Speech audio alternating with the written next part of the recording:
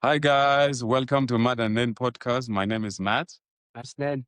Today we would like to speak about a topic that is crucial to many of us. It's an important industry. We'd like today to discuss about the aviation industry. And I have with me here Mr. Nick. He'll share with us, some of his expertise in this field. I was interested to discuss this topic because I travel a lot. I go to places, I take flights to many places, and at least once a month, I fly twice, both international and local flights. So for me to be confident and to be assured about certain aspects of the aviation industry, I would like to hear from your hand. I mean, first and foremost, I would like to understand, also for our audience to know, how is an aircraft designed from ground up? Thank you, Matt, for your question. Wanting to know about how aircraft are designed. As you know, things start with the idea. The first two guys that fly were white brothers back in those days, and how aircraft were designed on that invention was good for people to be traveling around. Initially, when plane were made, each country were doing their own design according to their standards. There were no one point of concrete regulation that everyone had to follow. So over time, people design their own aircraft. Nowadays, from the end of the Second World War, people came together and say, we're going to come up with an idea where we can have a unique safety regulating so that when we design our aircraft, they can be used safely. So in 1945, they came up with the idea of about 55 countries.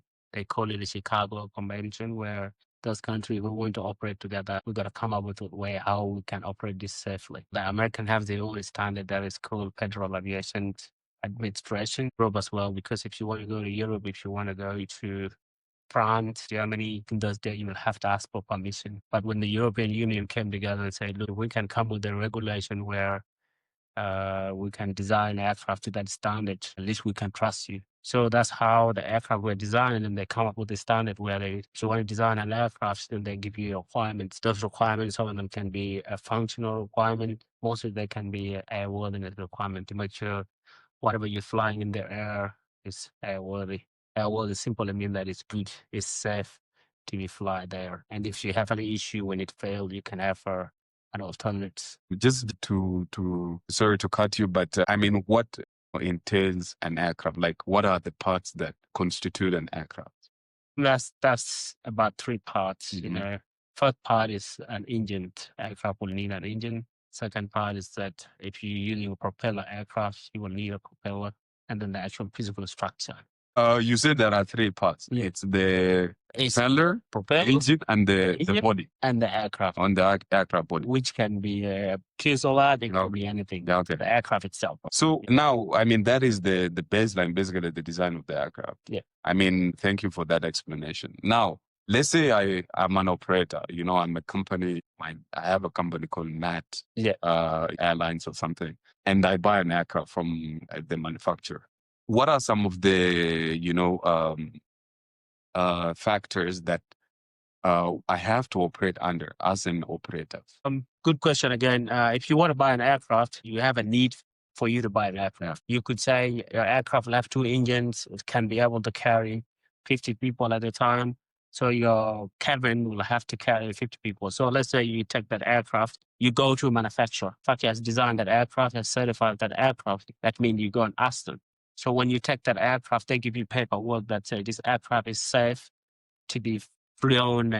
They will give you an operational requirement where they will say you cannot go more than 50,000 feet. You cannot go this, you cannot turn this, you cannot do that. But they'll give you those operational requirements. And for you to go away, you need those paperwork. And that is how you're going to operate that aircraft. So if you need parts, if some part of the aircraft is broken, then you go and call that aircraft. So you call the manufacturer. You said, where can I buy this? They're the one helping you. And if the aircraft manufacturer identify an issue and say, look, when we were designing your aircraft, we make a mistake here, we tell you to go and do that. So they will give you something called Airworthiness Directive. They said in the next 30 days or in the next 2 weeks, you go and fix this issue. So you have to have a constant communication between you as an operator and the aircraft manufacturer or the OEM. The OEM is just aircraft original manufacturers. Thanks a lot for that. And you are educating me because You know, flying in an aircraft, you know, is not easy. My first time was in 2003. You flew from South Sudan to Kenya. If you get the aircraft as the manufacturer, you know, like what regulates, you know, what are the regulations that you must follow? For example, you buy the aircraft, let's say you are country X, you operate that country. Yeah, in a specific country. What kind of regulation do you need to follow? Are they global or they're country specific? Well, there's a global or there's international ICAO, which is international organization for all aviation. So what they do is they give you a standard or what to do when you try to operate the aircraft internationally. Then you come to your country. So your country as a government will have Aviation X. And then from that Aviation X is where if you're going to do crazy stuff or if you're going to make sure that you do criminal stuff, the government can sue you or anyone can sue you. So your country will have something called Civil Aviation Authority. Those guys are the ones that look into your country regulation and they report to the international organization. So they report, the ICAO can come to your country and say, we need to check your regulations and the safety regulation, and the standard and how you operate this aircraft, you know. Then they can audit the Civil Aviation Authority within your country.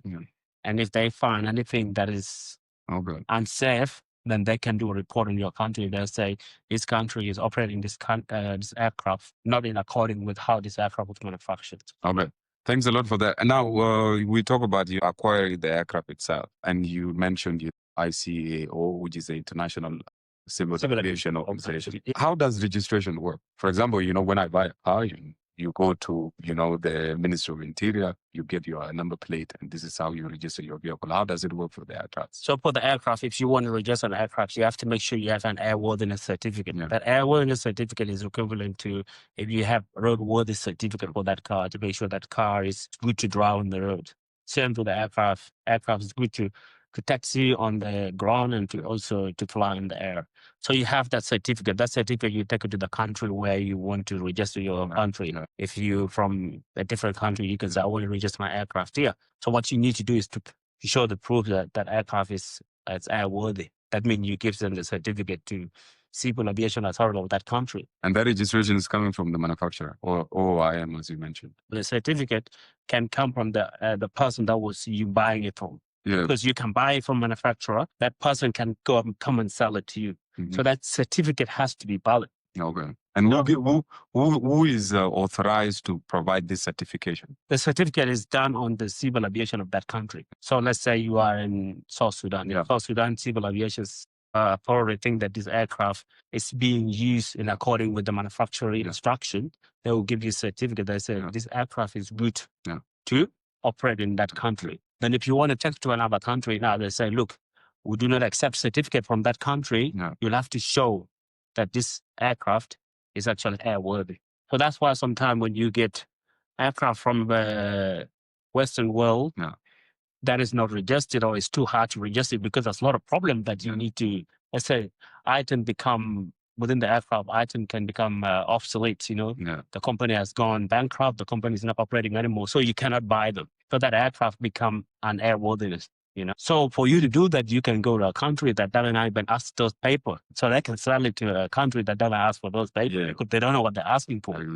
So aircraft that can register in Europe, they would say no in Europe, but if you come to some country, they will accept it because they don't. So what you're trying to say is, and also this is important for our viewers as well to understand, so that, you know, tomorrow, the next day, you know, in 2 months, when you want to ask yourself questions, do I need to take this aircraft? These are some things that you need to keep in mind, right? Now, when I buy the aircraft, I'm the airline operator. How does maintenance work? If you buy the aircraft and you are becoming the aircraft operator, you have to make sure you have a facility. Facility where you can take the aircraft apart.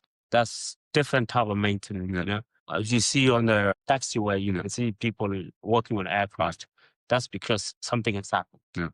But if you want to do like a deep maintenance where you is stripping the aircraft apart, that's very important that you have a good facility to do that. So you have papers that come from manufacturer that say, this is how you remove this. This is how you fix this. If you see this warning, this is how you do this, you know. So it gives you those instructions. If you don't understand the instruction, then you call the aircraft manufacturer and say, look, this instruction is not clear for us. Can you please help us? So they will come back to you and they give you paper. That paper is a permission to give you an authority to go and fix that issue. So when you're doing the maintenance, The aircraft manufacturer is there to support you all the time.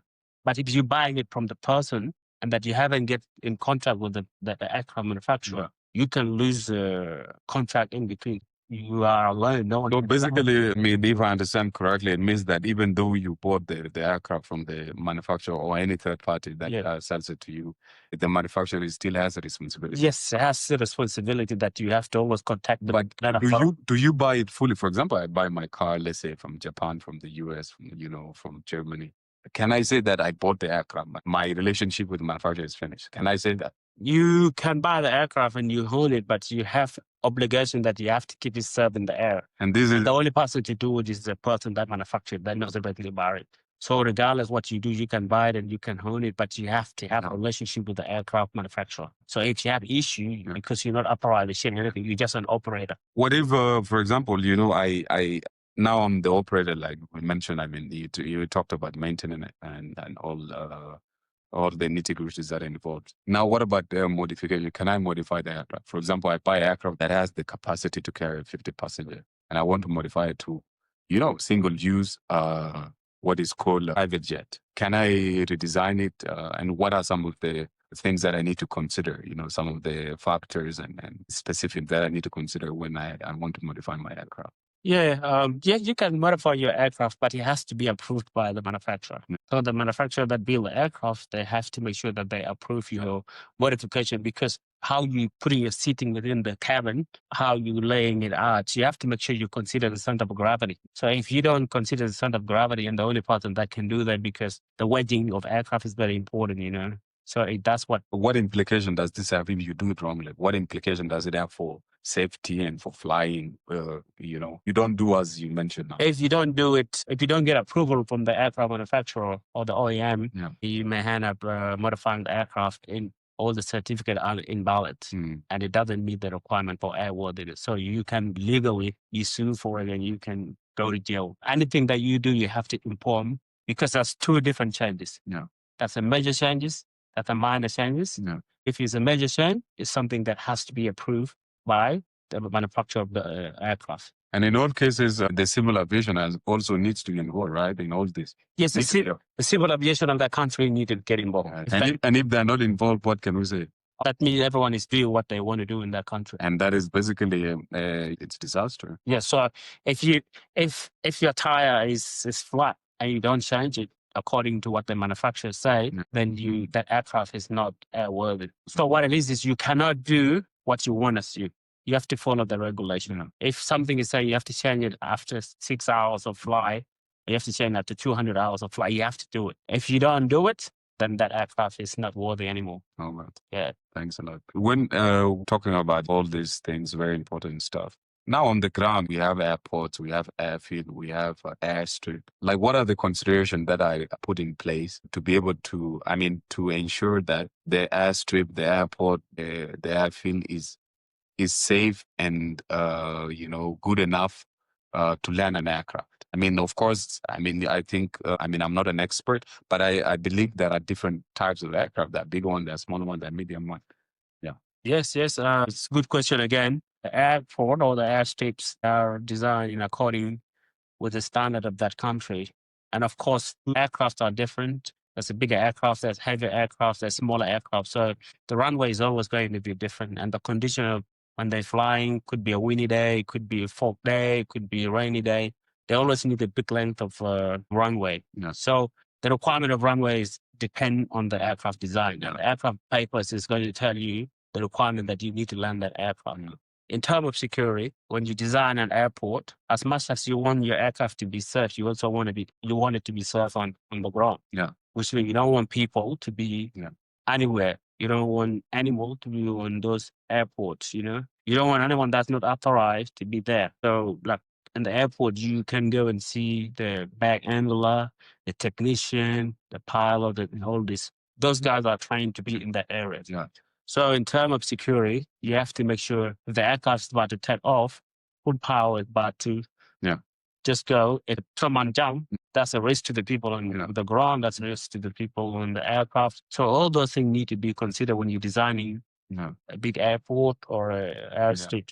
Now, just a follow-up question on that. Now, I mean, for me, I would say I come from a village. I said, when I was growing up, when an aircraft is coming, we would run to the airstrip and chase goats and cows. And it's the same. I see it in some places these days. I see people, with their cows, trying to get them out the airport. How would you look at that, from a perspective of security at the airport? There's a gap in regulation. Because if we have a regulation, we can tell people that you're not allowed to do this. Yeah. If you do that, you are committing a crime.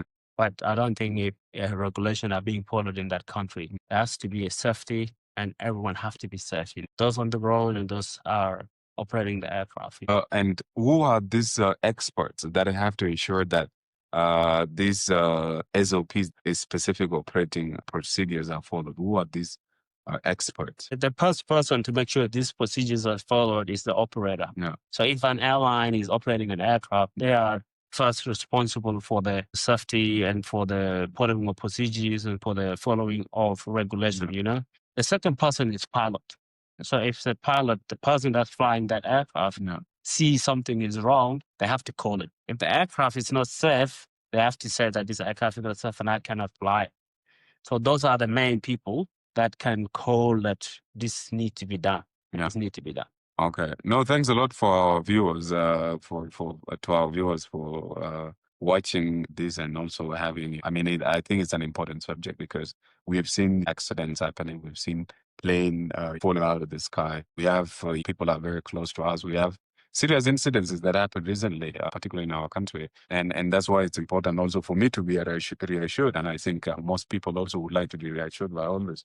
And now, if we look at this management of the facilities, the airport, and etc., would you please describe to us, like we are 5-year-olds, how this works?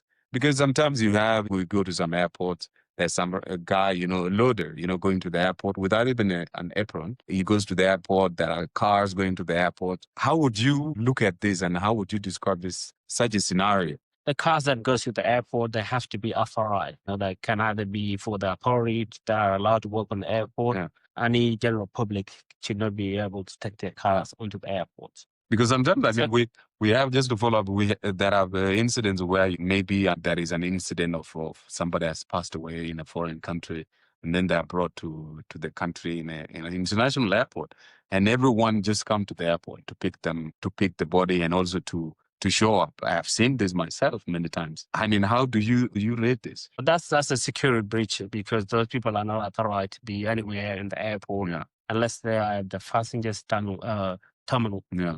Because when you go past the security check where you put your passport, that's it. You cannot go anywhere. You have to go back. So if people are collecting bodies or people from the plane, that might be a security breach. And it doesn't matter what type of airport it is. Doesn't matter if it's airstrip, the smaller one, or the international airport. Not allowed to go into those places because it's considered as a security breach. Absolutely. And one of them can walk to that aircraft and put something anywhere that no one will ever know. And of course, I mean, if there are observations, international bodies, aviation experts, if they observe such scenarios happening in your airport, do you think it would have an impact on how there's perception? Do you think it would have an impact on perception? Yes, it will have an impact on you because if you are departing from that airport, going to another airport, your security standard is just zero. They will not accept anything. Even if bag checks, they have to check 100% when they get over there because no one is doing their job at the departure. So when people are just jumping everywhere or going to the airport and then going past the security check where you need passport to go through that area, unless you are a worker where you have to get your bag checked, you have to show your ID and like that. So if I'm leaving from that country and going to another country, like I said, if your regulations are good, I'll accept your certificate. But if your regulations are bad, I will refuse your aircraft. If your aircraft come over my airspace, it's not safe enough, it can fall down anywhere, I mean, and now you mentioned something very interesting. How does this management of the airspace work? And how do countries generate income from it? Would be interesting for me to know, because sometimes I hear, you need a permission to go to one country's airspace. How does it work? It's basically virtual. It's like a virtual border system. How does it work? Well, all the aircraft, they have identifier, they have a transponder. So when you go from a country to country or from a location to location, you get directed by air traffic control. So those air traffic control, they manage it by frequencies. So if they said, if you get to this area, this is a frequency that you're going to dial in. And then that way they can guide you. They said there's aircraft coming at this level, and then you can just follow your level, or they will tell you to turn left and turn right. So every time you go to a different location, they will give you a frequency. That frequency is what you use to guide you, and they know who you are. You put that in the planning before you do that. And if you don't respond, they may detect you down for no reason. When you say take down, they can shoot you down. They can shut you down if you don't respond. What if you have a country without an air force? How would you do that? Well, you can do whatever you want. So at night, I can come to your house. If you don't have an intelligence that monitor the airspace, I can come at night and just take you out. Now, as a passenger, what are some of the things I need to observe, when I'm about to go to an aircraft? Is there anything I can observe? Or I just have to blindly accept that this is the way and everything, all the due diligence has been done by the operator? Should I just go to the aircraft? Or do you think there are some signs, that I could, look at, or at the airport or in anywhere, before I board the aircraft? Yeah, like I said, aircraft are judged by the operators. If that operators are known for the aircraft crashing every day, then you have to be concerned about the condition of your aircraft or the safety of your aircraft. But if you know that airline has a good reputation and they do things correctly without corruption and things like that, because the reality is the engineers that work there, they do their job. The maintenance that work there, they do their job. The ground crew that work there, they do their job, because it's about trusting each other. So the pilot trusts people that work on aircraft. Because if he doesn't trust them, then there's no way that he can fly that aircraft. He can just say, this aircraft is not safe. And he also does his check. He does his free flight checks. He does checking all the computers are working before the take off. So it's all trusting each other. When you go to aircraft, you can tell this aircraft is safe. This aircraft is going to serve by the time you get to your seat. You can see the condition of all the seats. So you can tell aircraft is unsafe. I can give you an example. I was flying somewhere, and then the door to the cockpit was opening while we're taking off. That's scary. And then the crew member has to hold it while we're taking off. But that seems like that was an incident where it's very scary. How did you feel like, being somebody that I closed my eyes. I actually closed my eye, because if the cockpit door is open, you can just go to pilot and hold their head and say, let's go to this location. It's a security breach. When I saw that, I couldn't believe what I saw. And it's a very common airline where you normally use that airline, but that happened, So you have to see how the condition of aircraft is and the people that operate that aircraft, because it comes to trust.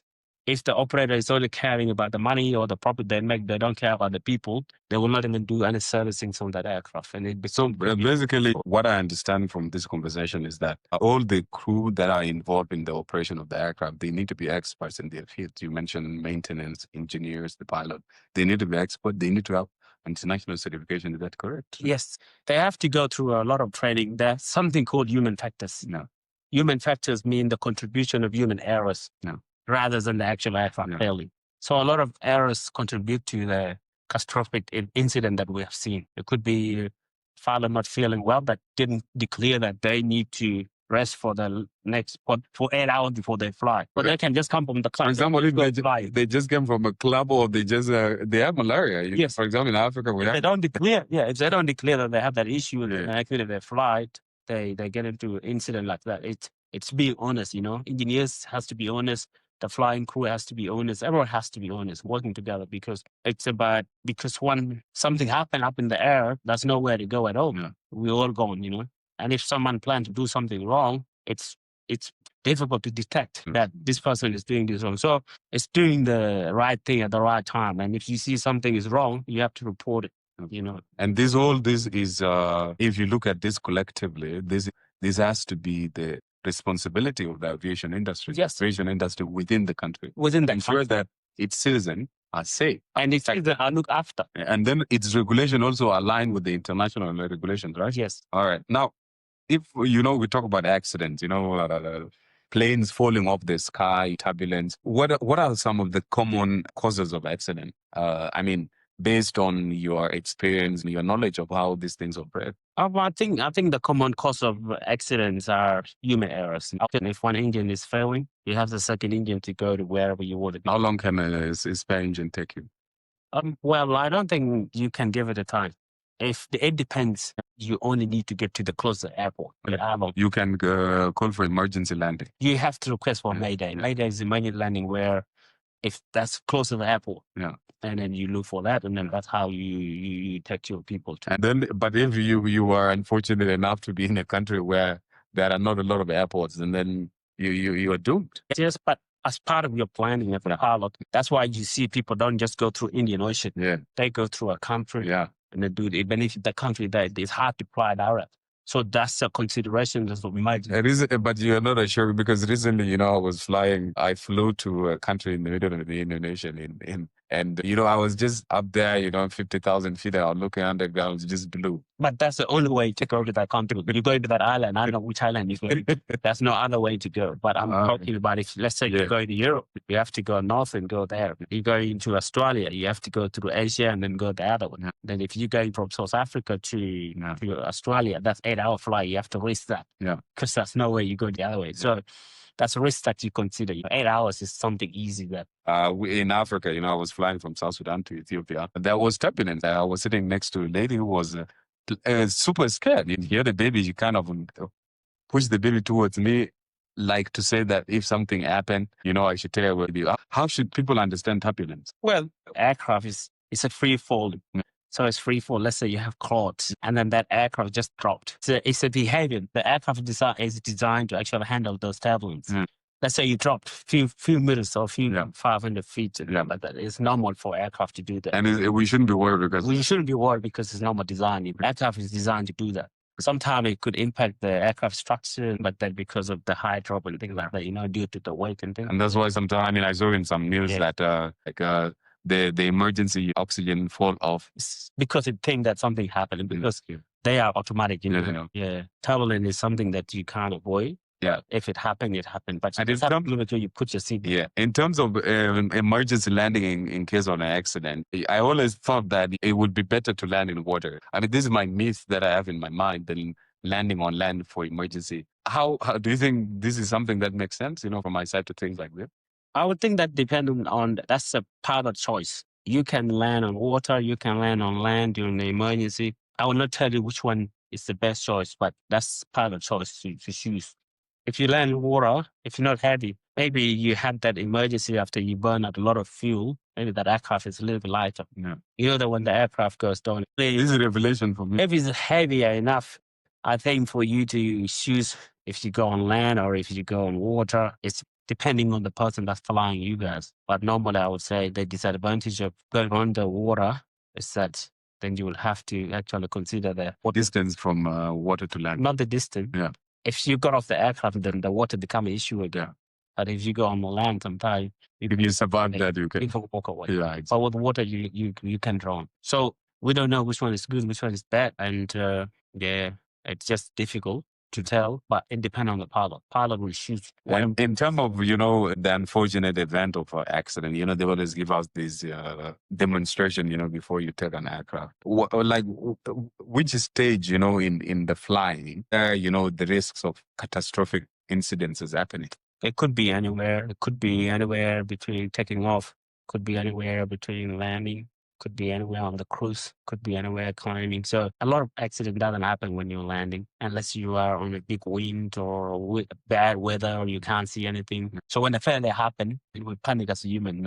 We panic instead of that hearts into the issue. But what do they call a human error? Because the aircraft is not human. The aircraft is itself, it's a machine. For example, you operate your phone, if it dies, it's not human error, it just dies. Yes, but aircraft don't die like that. Aircraft show you symptom. Yeah. They show you symptom that you need to do something after a symptom happen, If something fails, it tell you have to do this. That's a lot of aircraft now are being flown by autopilot. Yeah. You put the autopilot on, you just go. But if something fails, it will tell you to do this. And now you go through your book and say, what do I do? What procedures do I do? Now, we're about to, to wind up. If we look at the aviation industry in Africa, how do you see it? You have been to places, the privilege of working with big, aviation companies. How do you see the aviation industry in Africa? The aviation industry in Africa, it's catching up. Yeah. We just got to be more careful and get to the point that these aircraft are meant to be looked after. Yeah.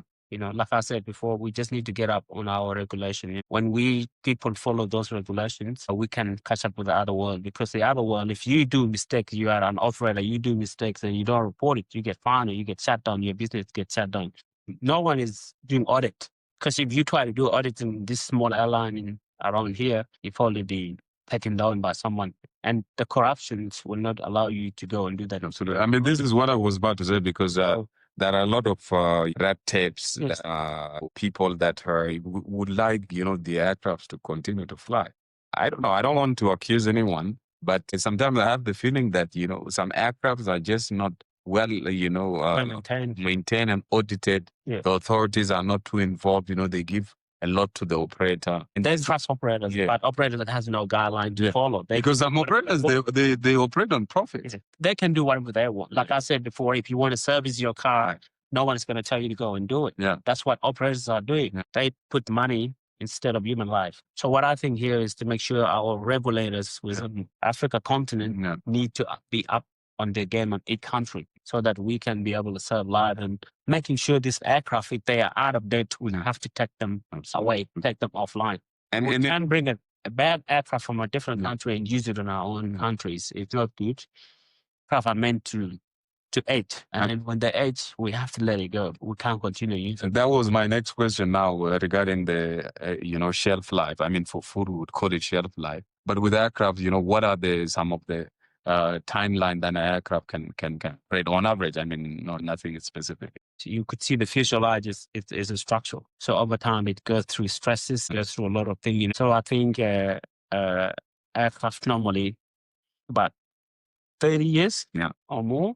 Yeah. Aircraft should be good, but it has to be well maintained. But you see there are some aircraft flying in many parts of Africa that are from World War II. Yes, those ones shouldn't be on our sky. And when you see those type of aircraft, you should just shut them down. I imagine, because I've seen one.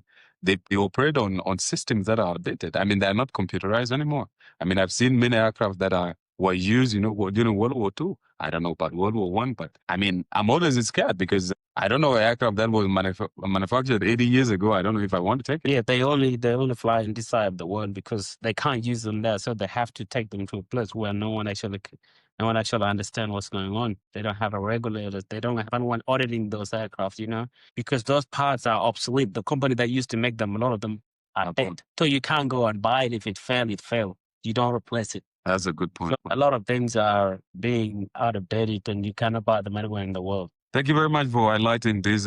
Just to conclude, for our viewers and anyone that is enthusiastic about the aviation industry, because these days a lot of people are flying, millions and millions in Africa, in our countries. We would like to fly more because we have issues abroad.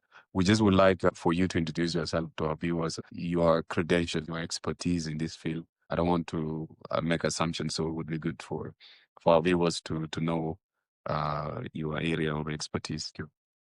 Dear viewers, sorry if I have not introduced myself. Personally, I do really work on aircraft. I was in design, modification. I work on all electronics, navigation. So my job is navigation. I deal with satellites, and if you ever want to ask anything in particular, I can tell you more. So it means that in the future, if this podcast becomes successful and I manage to buy a small aircraft, I can rely on you to do the magic. Yes, if you want to buy an aircraft, it depends on your specification, like what you want to do, and then we can narrow what you want to buy, and we can show you where to buy it. Thank you very much for that. Thank you very much, everyone. And as usual, we would like you to share your feedback and comments in all the channels. Thank you very much. We appreciate your time. Thank you, sir. Thank you, mate.